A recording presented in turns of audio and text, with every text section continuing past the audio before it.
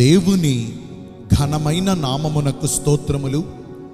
ఈ వాగ్దానమును వింటున్న మీకందరికీ మన ప్రభువును ప్రియ రక్షకుడైన యేసుక్రీస్తు నామములో శుభములు, మా హృదయపూర్వకమైన వందనములు. ఈరోజు మీ కొరకైన దేవుని వాగ్దానము సామెతల గ్రంథము 28వ అధ్యాయము 20వ వచనము. నమ్మకమైన వానికి దీవెనలు మెండుగా కలుగును. మంచి దేవుడైన యేసయ్య ఈ మంచి వాగ్దానమును నేడు మనందరి జీవితములలో నెరవేర్చునుగాక.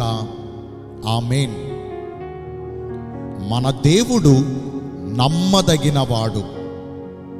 మనము నమ్మదగని వారమైనను ఆయన మన విషయములో మన పక్షముగా నమ్మదగిన వానిగా ఉంటారు. ఈ వాగ్దానమును వింటున్న ప్రియ దైవ జనాంగమా, మనందరికీ మేలులు పొందుకొనుచు దేవుని ద్వారా సమృద్ధిని అనుభవిస్తూ మిండైన దీవెనలు పొందుకుని తృప్తికరమైన జీవితాన్ని అనుభవించాలని కోరుకుంటారు. అయితే ఎందరైతే జీవాధిపతి అయిన దేవుని దృష్టికి నమ్మకమైన ప్రవర్తన కలిగి ఉంటారో వారందరికీ ఆయన మిండైన దీవెనలు అనుగ్రహిస్తారు. ఆయన యొద్ద నివసించున్నట్లుగా, ఆయన ద్వారా ఆశీర్వదించబడినట్లుగా దేశములో నమ్మకస్తులైన వారి కొరకు ఆయన కనిపెట్టుచున్నారు. ఇంతకీ మనము ఏ విషయాల్లో నమ్మకంగా ప్రవర్తించాలండి? మొదటిగా, ఒప్పుకుని విడిచిపెట్టిన పాపముల జోలికి మరెన్నడూ తిరిగి చూడకుండా నమ్మకమైన ప్రవర్తనను కలిగి ఉండాలి. మనము చేసే పనులు ఎవ్వరూ చూడకపోవచ్చు, అయితే ప్రభువు కన్నులు అందరినీ చూస్తూ ఉన్నాయి. ఆయన అగ్నిజ్వాల వంటి కన్నులు కలిగినవాడు. మన క్రియలకు తగినట్లుగానే తీర్పు తీర్చబడుతుంది.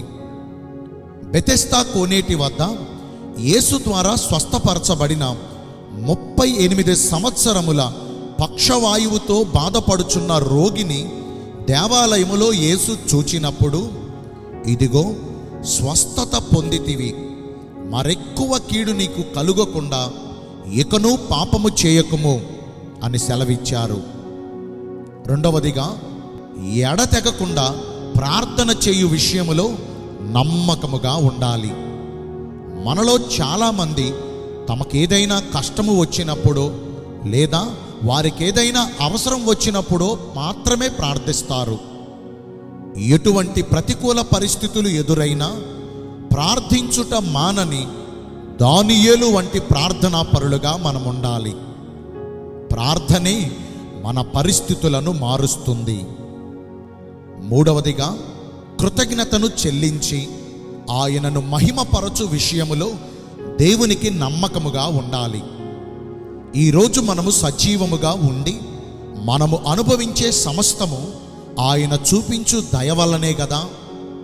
అయితే మనలో అనేకులు ఆయన ద్వారా మేలులు పొందే వరకు ఒక రీతిగా భక్తిని చేసి మేలులు పొందుకున్నాక ఆయనను మరచిపోతున్నారు. ఇశ్రాయేలీయులకు దేవుడు చేసిన ఆశ్చర్యకరమైన అద్భుత కార్యాలు ఎంతో గొప్పవి.